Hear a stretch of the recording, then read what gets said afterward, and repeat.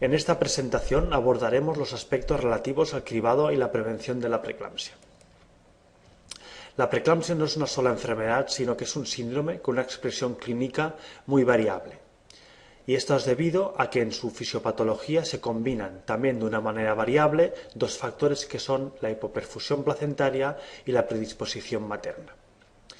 Las preeclampsias que debutan de manera precoz, antes de las 34 semanas, predomina la hipoperfusión placentaria y esto explica que en la inmensa mayoría de casos coexista una restricción de crecimiento intrauterino. En aquellas preeclampsias, por el contrario, que debutan de manera tardía, lo que predomina es la predisposición materna y en estos casos vemos como la incidencia de crecimiento restringido es mucho menor. Observando la complejidad de esta historia natural, de esta fisiopatología, se entiende y hace prever que la predicción y la prevención van también a ser complejas. ¿Pero existe algún tratamiento profiláctico para la preeclampsia? En aquellas poblaciones con una baja ingesta de calcio, el suplemento con 1 gramo diario disminuye casi a la mitad el riesgo de preeclampsia, pero sobre todo la preeclampsia tardía. En las poblaciones con ingesta adecuada de calcio no se ha demostrado ningún beneficio del suplemento con calcio. En cuanto a los antioxidantes, cuyos máximos exponentes son la vitamina C y la vitamina E, no solo no se ha demostrado ningún beneficio en la prevención de la preeclampsia, sino que aumenta los resultados adversos como la hipertensión gestacional y el bajo peso al nacimiento. De la aspirina es del fármaco profiláctico del cual se acumula más experiencia.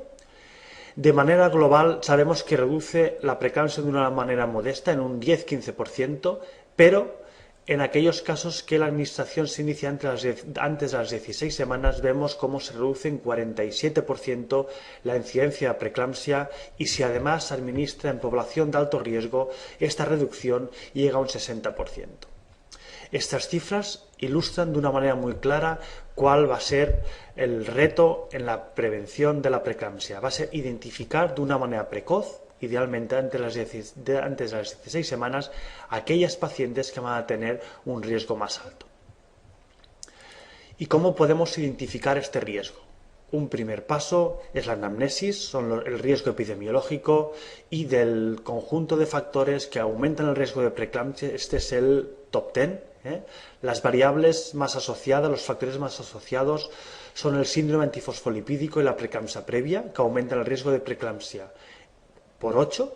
Luego, con una asociación más moderada, la obesidad, la diabetes, la nulliparidad, el embarazo múltiple e historia familiar, y con una asociación mucho más débil, la edad materna avanzada, la hipertensión, la enfermedad renal o autoinmune y un intervalo intergenésico superior a los 10 años. Si ponemos el foco en los dos factores cuya asociación es más fuerte, en cuanto al riesgo, al antecedente preeclampsia, observamos como el factor que más condiciona el riesgo de recurrencia va a ser la edad gestacional en la cual debutó esta preeclampsia. De esta manera, en aquellas preeclampsias que debutaron antes de las 28 semanas, vemos como el riesgo de recurrencia supera el 50%.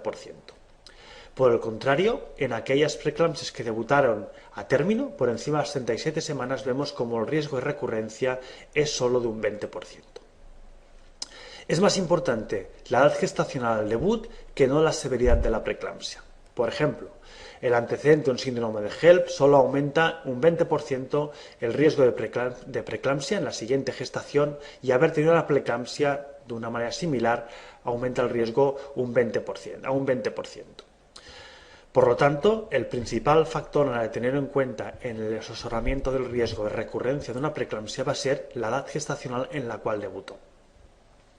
El otro factor asociado, que son las trombofilias, hay una buena asociación entre trombofilia y preeclampsia, pero ¿esto justifica el estudio de las trombofilias en todas las pacientes con preeclampsia? Y la respuesta es que no. La respuesta es que no porque la asociación es débil. Solamente sería clínicamente relevante la asociación en aquellas preeclampsias que debutaron antes de las 34 semanas y sobre todo en aquellas que son recurrentes. La trombofilia con la cual la asociación es mayor es el síndrome antifosfolipídico Es mucho más dudosa la asociación con otras trombofilias, con las mutaciones del gen de la protrombina, con las mutaciones del factor 5 y con la hiperhomocisteinemia, y no existe asociación con el resto de trombofilias. Por lo tanto, el estudio se tendría que limitar a estos subtipos de preeclampsia y limitar a estos subtipos de trombofilia. Bien. Una estrategia en cuanto a la profilaxis sería tratar con aspirina a aquellas pacientes con mayor riesgo. Esto es lo que recomienda la NICE cuando se cumple al menos un criterio mayor que incluya la nefropatía crónica, la enfermedad autoinmune, la diabetes o la hipertensión. Recomiendan tratar con aspirina desde el primer trimestre de la gestación hasta el término de la gestación o cuando se cumplen 2 o más criterios menores, que incluyen la primiparidad, la gestación múltiple, el intervalo intergenésico superior a los 10 años, la edad materna avanzada, la historia familiar o la obesidad. No obstante, el problema de esta estrategia es que solamente estaremos tratando el 40% de las gestantes que acabarán teniendo una preeclampsia precoz y un 30% de las que acabarán teniendo una preeclampsia tardía. Por lo tanto, la tasa de detección es una tasa de detección limitada y que limita el éxito de estas estrategias preventivas basadas solo en el factor de riesgo. ¿Cómo podemos mejorar esta predicción? Un candidato a incorporarse en esas estrategias preventivas es el Doppler de las uterinas. Durante la gestación se produce una invasión por parte del tejido trofoblástico de las arterias espirales, sustituyendo la capa muscular y convirtiendo estas arterias espirales en vasos supeditados al interés de la placenta, es decir, maximizando la perfusión placentaria. Este proceso se inicia en el centro de la placenta y se extiende hacia la periferia y también se inicia en la parte más superficial de los vasos y se extiende a sus porciones más miometriales. A nivel Doppler se manifiestan unos cambios a nivel de la onda de velocidad de flujo de la arteria uterina, en el cual desaparece este notch protodiastólico que indica la rigidez del vaso y aumenta el flujo durante la diástole, que lo que indica es una mayor perfusión del espacio intervelloso. Este proceso de invasión trofoblástica se inicia ya en primer trimestre, entre las semanas 6 y la 12, y queda completado en un 90% alrededor de las 24 semanas. No es sorprendente, por lo tanto, que aquellas preeclampsias que debutan de manera precoz, en las que hemos comentado que el principal mecanismo fisiopatológico es la hipoperfusión placentaria, en la inmensa mayoría de casos existen alteraciones del Doppler a nivel de las arterias uterinas. Y lo mismo ocurre en aquellos casos con retraso de crecimiento que debutan también de manera precoz. Por el contrario, en aquellos casos que debutan cerca del término, las alteraciones a nivel del flujo de la arteria uterina son mucho más infrecuentes, reflejando que existe otra vía fisiopatológica. Bien, una posible estrategia va a ser el estudio del flujo de las arterias uterinas coincidiendo con la ecografía morfológica entre las 19 y las 23 semanas, y vemos que a estas semanas la tasa de predicción de preeclampsia en general es alrededor de un 50%, pero si nos fijamos solo en aquellas que debutan antes de las 34 semanas, que son las que más nos van a interesar porque son las que más graban los resultados perinatales, la tasa de detección es cercana a un 80%. Esto hace que este parámetro, el Doppler de las uterinas a las 19-23 semanas, sea el parámetro que de manera aislada tiene mejor perfil predictor de las pacientes que van a desarrollar una preeclampsia. ¿Para qué sirve? Pues nos va a permitir ajustar el control antenatal. ¿Cómo? Pues en aquellas pacientes con un riesgo aumentado van a entrar en un circuito de riesgo en los cuales se les va a poder informar sobre qué es la preeclampsia, sobre la sintomatología de riesgo, un mayor control tensional y un control también más estrecho tanto analítico como clínico como ecográfico.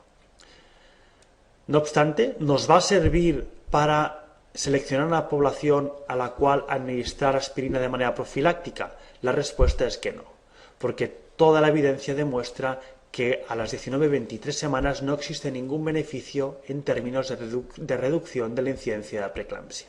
Y esto lo que está reflejando es que a estas semanas el proceso fisiopatológico de la preeclampsia ya está muy establecido. Por lo tanto, el paso lógico va a ser movernos a primer trimestre, cuando la historia natural nos va a permitir intervenir para mejorar la incidencia de la preeclampsia.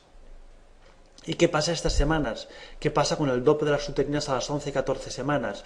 Vemos cómo las tasas de detecciones son más modestas, de un 25% para la preeclampsia y de un 50% para aquellas preeclampsias de menos de 34 semanas, pero uno de los grandes beneficios de esta estrategia es que sí que nos va a permitir seleccionar una población que se puede beneficiar de la aspirina. Los estudios realizados en primer trimestre en gestantes con uterinas patológicas demuestran cómo la estrategia de profilaxis con aspirina reduce a más de la mitad la incidencia de preeclampsia a lo largo de la gestación. No obstante, la limitación principal es que la tasa de detección no llega al 50%. ¿Qué podemos hacer para poder seleccionar mejor, poder cribar mejor estas pacientes de riesgo? Y aquí es donde vamos a tener que combinar con otros marcadores. Los dos grupos de marcadores más importantes son los hemodinámicos y los bioquímicos. En cuanto a los hemodinámicos, existen métodos más sofisticados como la función cardíaca materna, la hemodinamia cerebral o el análisis de la pulsatilidad arterial y venosa, pero el parámetro que nos va a ser más eficiente es la simple medida de la tensión arterial en este primer trimestre entre las 11 y las 14 semanas. Esta medida tan simple nos va a permitir detectar el 50%, por sí solo el 50% de las pacientes que van a desarrollar una preeclampsia precoz y el 35% de las que van a desarrollar una preeclampsia tardía. En cuanto a los marcadores bioquímicos, los marcadores de síndrome de Down no van a tener un buen perfil predictor, no van a ser útiles por lo tanto en la predicción. Es discutible su integración en los algoritmos, pero como marcadores aislados tienen un rendimiento muy limitado, pero existen también dos candidatos de marcador bioquímico que son prometedores. Uno es la proteína placentaria 13, producida por el trofoblasto, que tiene tasas de detección para preeclampsia precoz de un 40% y para preeclampsia tardía de un 30%. En los últimos años, de lo que se está acumulando más evidencia es del papel que tienen los factores angiogénicos, que permiten detectar en primer trimestre hasta un 40% de las preeclampsias precoces, y cuando se combinan con la proteína placentaria 13 nos van a permitir detectar de manera aislada hasta un 50% de los casos que van a desarrollar una preeclampsia precoz. Por lo tanto, las estrategias que mejor permiten seleccionar esta población de alto riesgo son las estrategias combinadas, y la combinación de la historia clínica, del dope de las uterinas, de la hemodinamia y de los marcadores bioquímicos ha demostrado que detecta el 90% de las pacientes que van a desarrollar una preeclampsia precoz antes de las 34 semanas, que como hemos dicho son los que más contribuyen a la morbilidad perinatal, tanto fetal como materna. No obstante, esos estudios están hechos en una misma cohorte, en una población anglosajona, con una alta incidencia de factores de riesgo cardiovascular, con una alta proporción de pacientes de etnia afroamericana y además en un setting que es muy de investigación. Por lo tanto, es pertinente preguntarse si estas mismas tasas de detección sean reproducibles en otros medios. La respuesta es que sí. Estos son nuestra población, más de 5.000 pacientes, y vemos tasas de detección con la combinación de estos factores que llegan al 81% para la preeclampsia precoz, con lo cual esas estrategias son no solo eficaces, sino son eficientes en settings clínicos, como demuestran estos números. ¿Cuál es nuestra recomendación? Es en la primer control gestacional, en primer trimestre, recoger estos factores de riesgo, combinarlos y ofrecer a la paciente un riesgo de preeclampsia precoz y de preeclampsia tardía, y ajustar el control antenatal a partir de este riesgo. En este ejemplo, una paciente sin antecedentes, con una tensión arterial sistólica de 110 y diastólica 75 y una uterina con una pulsatilidad de 1,7, tiene un riesgo de preeclampsia precoz de 1 entre 206, mientras que esta misma paciente con una tensión sistólica de 120 y diastólica de 85 y una uterina de 2,1 tiene un riesgo de 1,19. Por lo tanto, a modo de conclusión, la preeclampsia tiene una etapa latente reconocible. Ninguna prueba de manera aislada nos predice con suficiente precisión las pacientes que van a desarrollar una preeclampsia. El marcador aislado que mejor funciona es el dope de las uterinas en segundo trimestre, pero que no permite ninguna estrategia preventiva. Los modelos multiparamétricos se identifican de una manera temprana, en primer trimestre, la gran mayoría de casos que van a presentar una preeclampsia precoz, y esto nos puede permitir una asignación de recursos acorde al riesgo individual de cada paciente y una optimización de las estrategias profilácticas.